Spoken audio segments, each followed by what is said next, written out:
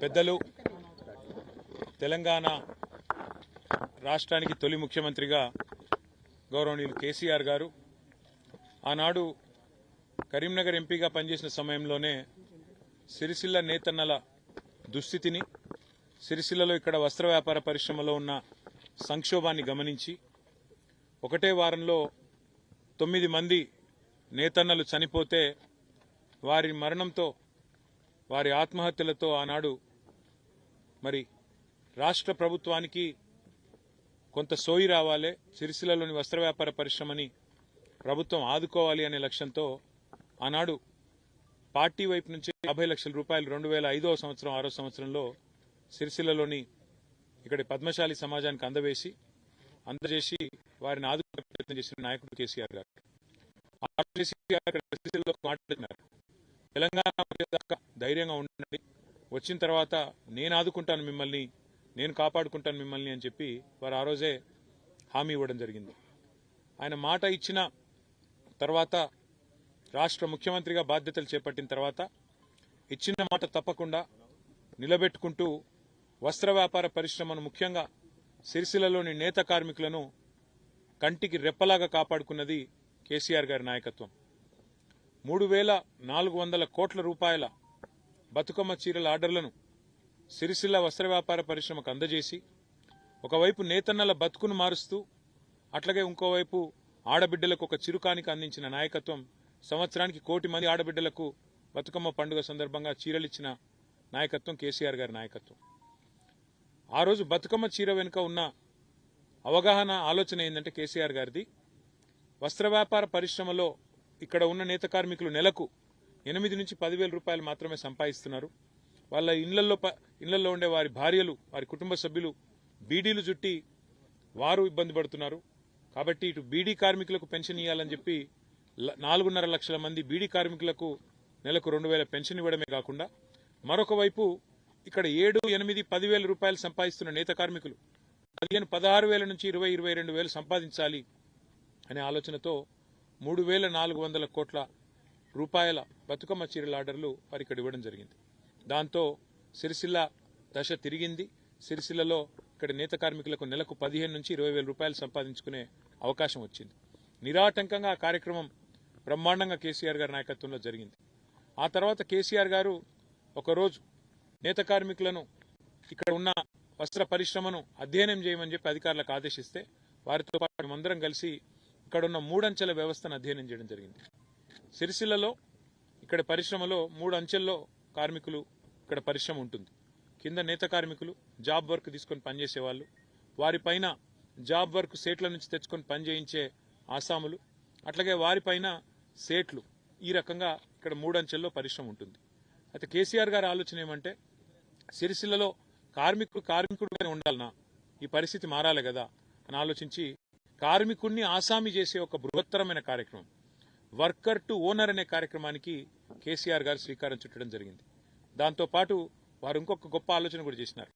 ఎవరైతే ఇళ్లలో బీడీలు చుడుతున్న ఆడబిడ్డలు ఉన్నారో వారికి నెలకొక 12-16 రూపాయలు సంపాదించుకునే అవకాశం, మంచి ఆరోగ్యకరమైన వాతావరణంలో, ఎందుకంటే బీడీలు చుడితే క్యాన్సర్లు, ఇతరత్ర వ్యాధులు వస్తున్నాయి కాబట్టి వారికి కూడా ఆరోగ్య సమస్యలు రాకుండా ఉండాలన్న ఉద్దేశంతో ఇక్కడ సిరిసిల్ల పట్టణం పక్కనే 200 ఎకరాల్లో అపారల్ పార్కు, దాని పక్కనే వర్కర్ టు ఓనర్ అనే కార్యక్రమం దేశంలో ఎక్కడా లేదు, బహుశా ప్రపంచంలో కూడా ఇట్లాంటి కార్యక్రమం ఎక్కడా ఉండదు.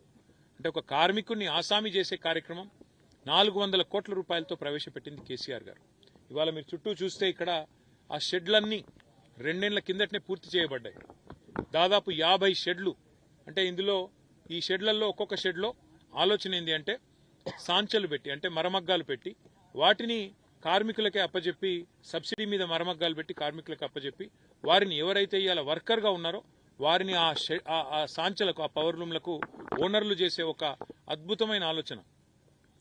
అంటే ఇట్లాంటి ఆలోచన వేరే వేరే నాయకత్వానికి సాధ్యం కూడా కాదు, ఒక కేసీఆర్ గారి ఆలోచన చేసి తీసుకున్నారు.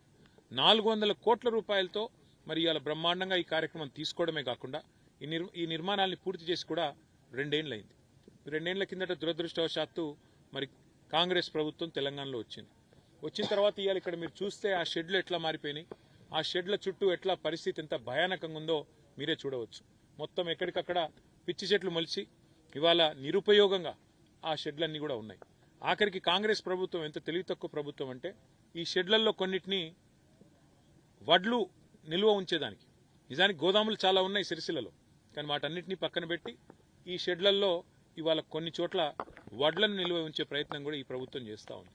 మేము ఇవాళ కాంగ్రెస్ ప్రభుత్వానికి చేసే డిమాండ్ ఒకటే, కేసీఆర్ గారి ఆలోచన ఇక్కడి నేత కార్మికులు ఆసాములు కావాలి, వర్కర్ ఓనర్ కావాలి, ఎన్ని రోజులు వేరే వాళ్ళ కింద పనిచేయాలి, మీరు ఇంకో 10 మందికి ఉపాధి ఇచ్చే వాళ్ళుగా తయారు కావాలి, ఇక్కడి పరిశ్రమ విస్తరించాలి, సిరిసిల్ల కూడా ఒక తిరుపూర్ మాదిరిగా 1000 కోట్ల వస్త్ర ఉత్పత్తులను తయారు చేసే స్థాయికి చేరాలన్నది కేసీఆర్ గారి ఆలోచన. ఇవాళ వారి ఆలోచనకు అనుగుణంగానే అపారెల్ పార్కులో 2 పరిశ్రమలు మేమే తీసుకొచ్చాం. గ్రీన్ నీడిల్ అనే పరిశ్రమ, అక్కడ ఇవాళ తయారయ్యే ఉత్పత్తులు న్యూయార్క్ పోతా ఉన్నాయి.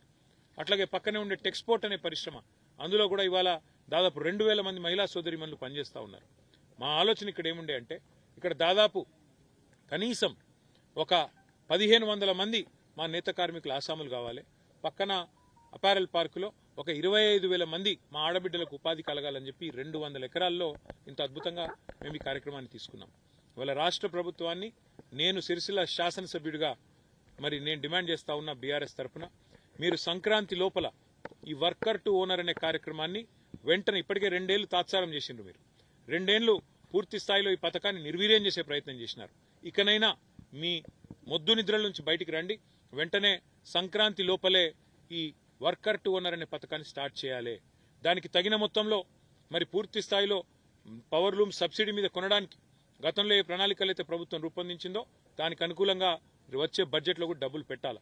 మీరు సంక్రాంతి లోపల లిస్టు ఫైనల్ చేసి ఆసాంలకు గనక మీరు లెటర్లు కేటాయించకపోతే సంక్రాంతి తర్వాత వెంటనే మా పార్టీ ఆధ్వర్యంలో సిరిసిల్లలోని నేతన్నలందరినీ ఇక్కడికి తీసుకొచ్చి, నేత కార్మికుల్ని ఇక్కడ తీసుకొచ్చి, ఎవరి కోసమైతే కేసీఆర్ గారు ఇంత పెద్ద కార్యక్రమం తీసుకున్నారో దాన్ని నిర్వీర్యం చేస్తున్న కాంగ్రెస్ ప్రభుత్వ వ్యతిరేక విధానాలకు, నేతన్నలకు వ్యతిరేకంగా చేస్తున్న ఈ విధానాలకు నిరసనగా ఒక మహాధర్నా కార్యక్రమాన్ని ఇక్కడే చేపడతాం.